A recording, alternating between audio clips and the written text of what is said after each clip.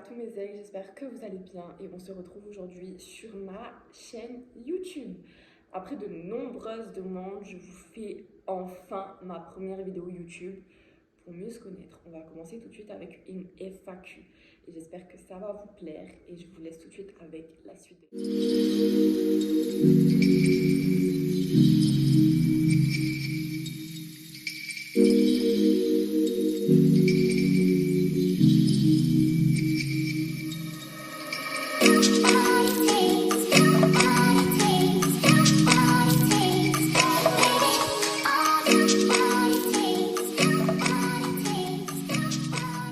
On se retrouve aujourd'hui pour la FAQ. Je vais répondre à toutes vos questions pour que vous puissiez mieux me connaître.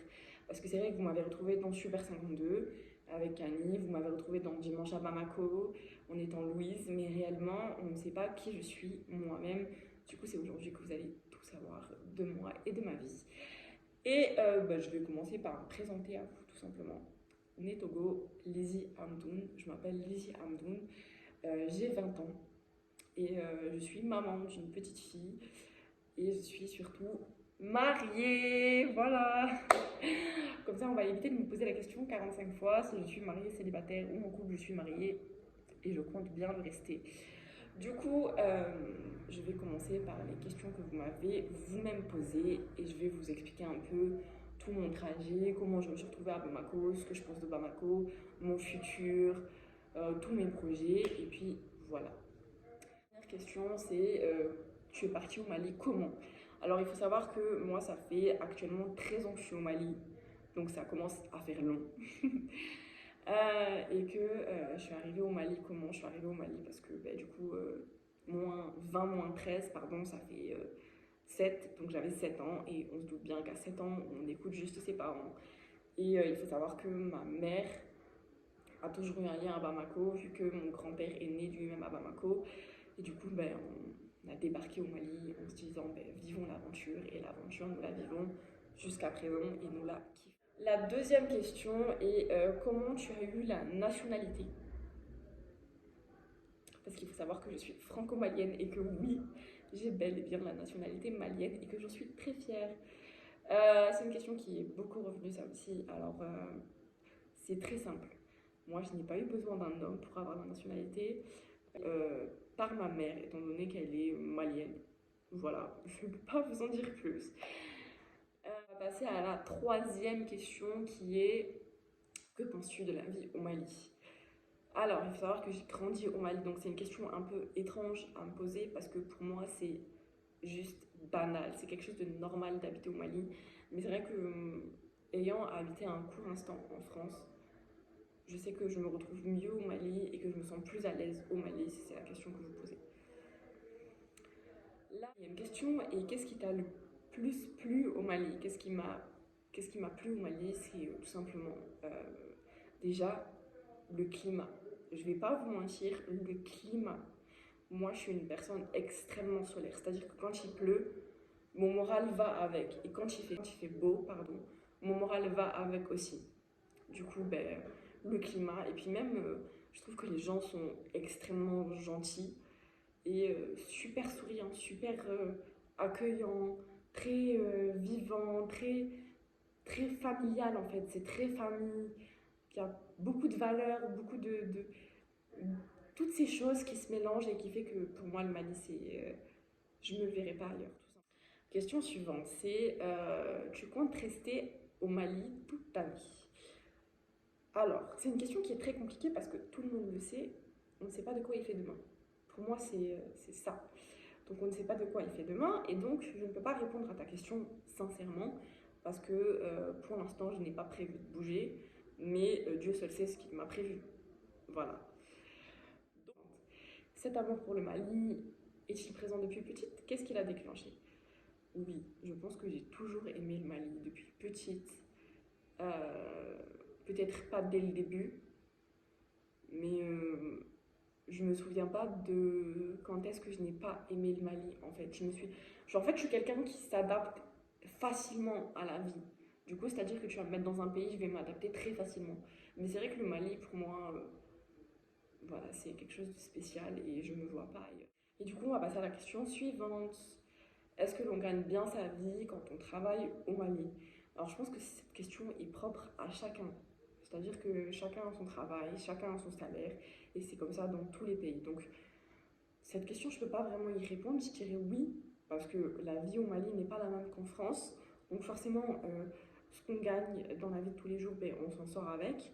Maintenant, il y a certaines choses qui n'est pas bien payées, il y a certaines choses qui sont très bien payées. Voilà, c'est comme dans tous les pays du monde. Il y a certains travails que tu fais, tu es payé énormément, et il y a certains travails que tu fais où tu es très peu payé.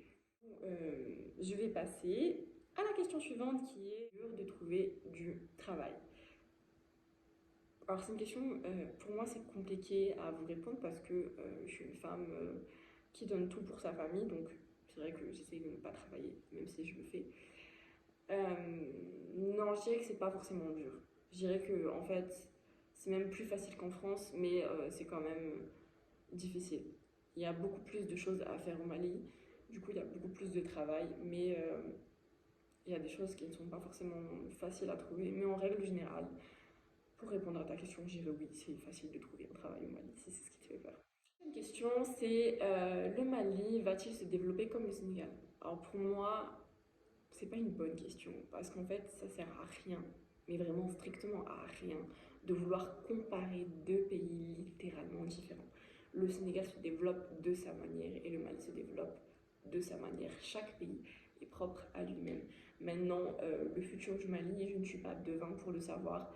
J'espère que le Mali va se développer encore et encore, parce que c'est ce que chaque citoyen devrait vouloir pour son pays, et je ferai tout pour développer le Mali à mon échelle, dans la limite du possible, mais en tout cas, j'espère que ça va se développer encore et encore, et voilà, c'est tout ce que je peux souhaiter pour le Mali. La question est comment est le Mali en termes de confort de vie? Alors, en termes de confort de vie, je pense qu'on est bien, très bien même. En fait, selon les moyens, tu es très très bien. Et la vie est plus facile, est nettement plus facile. Maintenant, si on doit comparer à la France, pour ma part, c'est une question de personnalité et de ressenti. Je pense que j'ai plus de confort de vie ici. Je n'ai pas réussi à m'intégrer tout simplement dans le confort de vie en France. Passer à la question suivante, qui est comment est le Mali par rapport à la France? C'est littéralement deux choses, deux mondes extrêmement différents. Je pense qu'on peut le voir ces derniers temps avec les différents conflits. Euh, c'est totalement différent. En fait, la France va plaire à certaines personnes et le Mali va plaire à certaines personnes. Mais pour moi, c'est incomparable. C'est comme si tu me demandais l'eau et le feu, en fait. Le Mali, c'est très détente, très pas de stress. Pour moi, la France, c'est vraiment synonyme de stress et de règles. À Bamako, il n'y a pas vraiment de règles, en fait. Il y a des lois, mais en fait, c'est trop différent pour que je puisse vous expliquer là le rapport. Parce qu'il n'y en a aucun. Il n'y a aucun rapport. Le Mali n'a rien à voir avec la France. C'est sur ces mots que je vais passer à la question suivante. Comment se passaient tes années de collège, lycée? Il faut savoir que j'ai changé plusieurs fois d'école. Je suis passée par le lycée Liberté. Je pense que tous les étrangers l'ont fait. Et je suis passée par le centre Père Michel. Moi, il faut savoir que j'étais une adolescente très renfermée. Et du coup, je dirais que je les ai mal vécues, mais avec du recul, je dirais que je les ai bien vécues. Je les ai mal vécues d'un côté parce qu'il y a eu des choses qui m'ont marquée, qui m'ont traumatisée, comme je pense tous les adolescents de nos jours. Et ce qui est très triste d'ailleurs, mais je pense que je les ai bien vécues parce que franchement, il y a pire. Donc, je dirais juste, Dieu merci, il y a pire, mais il y a mieux. Voilà. Donc maintenant, je pense que j'ai répondu à absolument toutes vos questions. Ah non, il y en a certaines que j'ai pas répondu, d'ailleurs j'aurais dû les mettre en premier lieu. Le Bambara. Alors il faut savoir que ça fait 13 ans que je suis là, honte à moi, mais je ne parle pas Bambara. Je comprends certains mots, je sais dire certains mots, mais sachez que le parler couramment, je n'y arrive pas. Pourtant j'ai vu des personnes le faire. Mais désolée, c'est trop compliqué pour moi. Thomas Lee, bah oui, je pense que c'est logique après toutes les questions que je viens de vous énumérer, mais là je pense vraiment à toutes les questions que vous me posez, que ce soit en live, dans des questions par rapport aux séries. Alors oui, j'ai joué dans Super 52 avec Camille et Jordan. J'ai été Françoise dans cette série-là et ensuite, et avant ça, j'ai joué dans Dimanche à Bamako. C'est deux séries totalement différentes. Sur Dimanche à Bamako, je ne sais pas s'il y aura une saison 2, étant donné que ce n'est pas moi qui a créé la série. J'ai juste joué en tant qu'actrice dans cette série. Ce n'est pas moi qui l'ai créée, ce n'est pas moi qui l'ai écrite, ce n'est pas moi qui l'ai programmée. Moi, j'ai juste été actrice à l'intérieur de ça. Donc, je ne sais pas s'il y aura une saison 2. Je suis désolée. J'espère qu'il y aura une saison 2 parce que vous êtes vraiment beaucoup à me le demander. Et puis, c'est deux séries différentes. On a fait le tour des questions. Je pense qu'on a fait le tour des questions, donc sur ces dernières questions, dites-moi si vous avez aimé la vidéo en commentaire, dites-moi si vous voulez une partie 2 et posez-moi toutes les questions que vous voulez en commentaire pour que je puisse faire la partie 2 justement. Et j'espère que vous allez liker, commenter, partager, surtout, n'oubliez pas de vous abonner pour ne rien rater. Je vous fais de gros bisous et je vous dis